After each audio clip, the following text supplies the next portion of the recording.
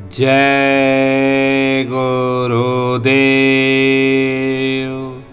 एक बार स्वामी जी महाराज ने सत्संग सुनाते हुए कहा, आज देखने में आता है कि जो जहाँ पहुँच गया और जिस स्थान से उपदेश ले लिया उसी को लोग पहुँचा हुआ कहने लगते हैं। ऐसा करना सर्वदा अनुचित है, क्योंकि वह क्या जाने कि गुरु पहुँचा हुआ है या नहीं। उसने सुना और कहना शुरू कर दिया कि गुरु पहुँचा हुआ है, और कल पुत्र मर गया या संसारी तकलीफ आ गई या कोई और राजदंड मिल गया तो उस वक्त कहने लगे कि गुरु अधूरा है, पहुँचा हुआ नहीं है। अपनी कमी के पूरा ना होने में गुरु अधूरा हुआ और कमी पूरा हुई तो गुरु पहुँचा हुआ होता है। अल्पज्ञ बुद्धि से भविष्य की गूढ़ गति को ना समझ सका और अपनी विचारधारा से हटकर गुरु को दोषी कहने लगा। ऐसे लोग सदा अपने जीवन में कोई उन्नति नहीं कर सकते। उनका यह जीवन तो भ्रष्ट ही हो गया। आगे की तरक्की हमेशा के वास्ते बंद कर दी और क्या होगा, नरकों की अग्नि में उन्हें अवश्य तपना होगा। सतयुग आगमन के संकेत होने लगे हैं। सतयुग गंदगी में नहीं आएगा, आने से पहले कूड़े कचरे को बाहर अलग कर देगा। दूसरे की निंदा आलोचना करके तुम अपनी जीवात्मा पर भार लाते हो, इसलिए तुम्हारा भजन नहीं बनता। सत्संग को चेत कर सुना करो, तब बात समझ में आएगी। फिजूल वक्त को बर्बाद करना बुद्धिमानी नहीं है। गुरु को रिझाने का एक ही तरीका है कि जो आदेश हो उसका पालन किया जाए। लाभ तभी तुम ले सकोगे, बात मानोगे नहीं और आगे पीछे घूमते रहोगे तो कुछ मिलने वाला नहीं है। नामदान मिला तो कुछ कमाई कर लो और आकर सुनाओ कि ये देखा, ये सुनाई दिया तो मुझे खुशी भी होगी। आकर निठल्ले जैसे खड़े हो जाते हो। बस कुछ नहीं, मेरे करोड़ों पर्चे जो भारत में बांटे जा रहे हैं उनमें लिखी हुई सभी बातें सत्य होंगी। ये भगवान का सम्मान है, साधारण पर्चा नहीं है।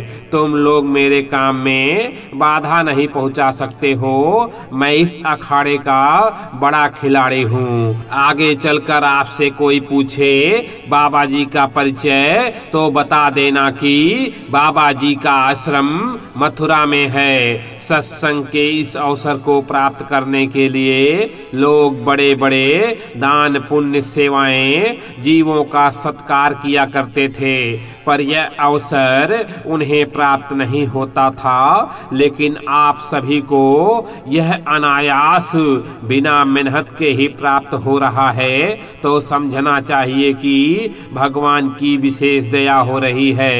ये दुनिया किसके काम आई? बड़े बड़े बादशाह और धनी मानी निराश होकर चले गए। उनको रोना पड़ा और यह कहा कि दुनिया किसी की नहीं, जीवन का समय पूरा हो जाने पर पश्चाताप करने से क्या फायदा।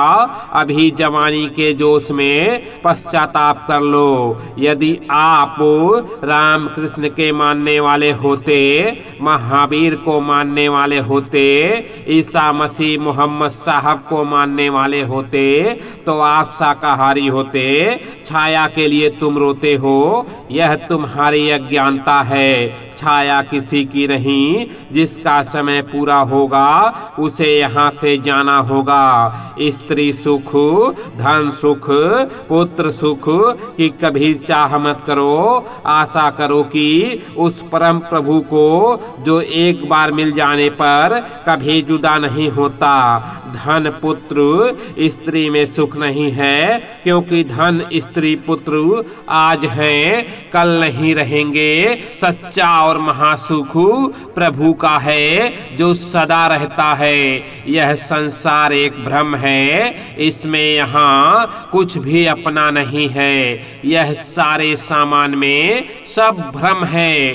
तुम्हारे साथ कुछ भी जाने वाला नहीं है। यह शरीर मिट्टी है जिसे तुम समझते हो कि हमारा है। इसमें से जब सूरत निकाल दी जाएगी तो लोग इसे फेंक देंगे, गाड़ देंगे, जला देंगे, नदी में बहा देंगे।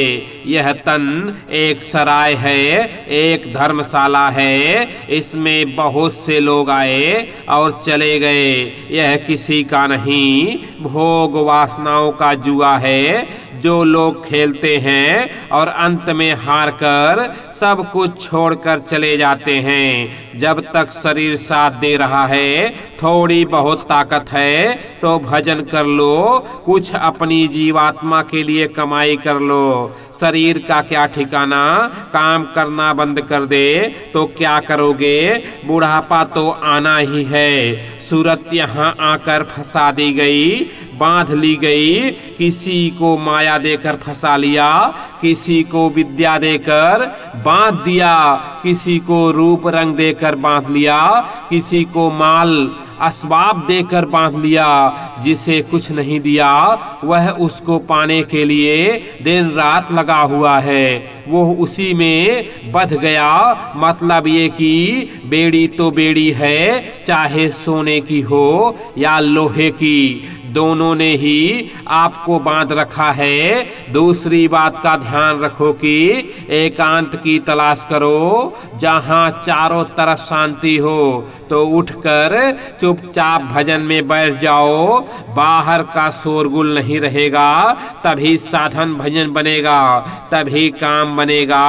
यह नहीं कहा जाता है कि घर छोड़कर भाग जाओ, घर ही में रहो, पर संयम से रहो। जिन जिन लोगों ने साधना किया या कर रहे हैं, घर में ही रहकर करते हैं। जो गाड़ी पटरी से उतर गई है, इसी से सूरत अलग थलग हो गई है, मन अलग थलग हो गया है। अब फिर से पटरी पर गाड़ी लानी है तो संयम से रहो, मेहनत और ईमानदारी से कमाई करो, ताकि मन भी ठीक हो जाए, सूरत भी घाट पर आ जाए, दोनों मेल से रहें। जय गुरुदेव।